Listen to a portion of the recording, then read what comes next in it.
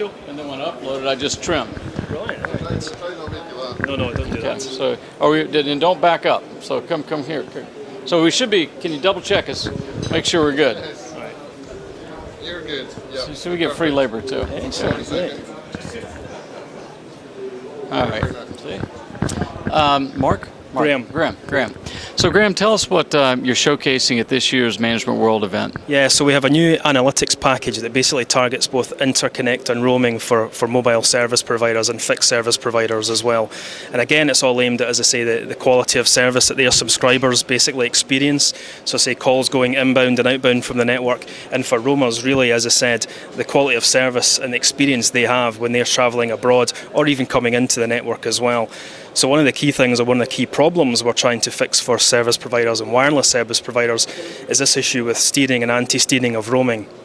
Something that's been around for a few years, but the key thing is how that affects the subscriber, and ultimately it's the time it then takes for that subscriber to attach to a foreign network. And really what's going on, you've got two systems trying to compete for that subscriber because roaming is still big business. And again, we've cracked that by having a really good solution that really can determine what it means for the subscriber in terms of the time to attach and their experience.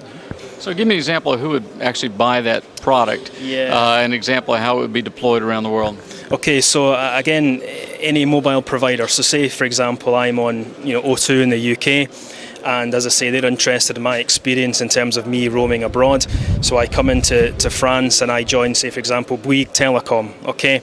Now, if O2, for example, have a steering system, what happens is that when I attach to the network, the Bouygues network, Bouygues sends basically an update location message to O2 to say, hey, Graham's in France, he wants to attach to our network. Now, depending, for example, whether or not O2 have a preferred partner in Bouygues, O2 may then reject that message, and that's the steering part, okay, where O2 basically don't want me to go onto Bouygues' network because it costs them more money, as well as me as well as a subscriber. So that message is rejected.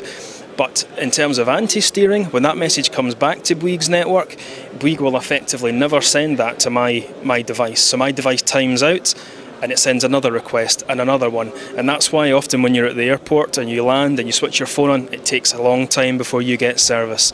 And sometimes, I say, with the results we've had, 14-15 minutes is not uncommon. Graham, thanks for your time. Excellent. Thanks, Jeff. I'm going to do another clip. We're going to talk a little bit more about probing technology. Sure. And the differences between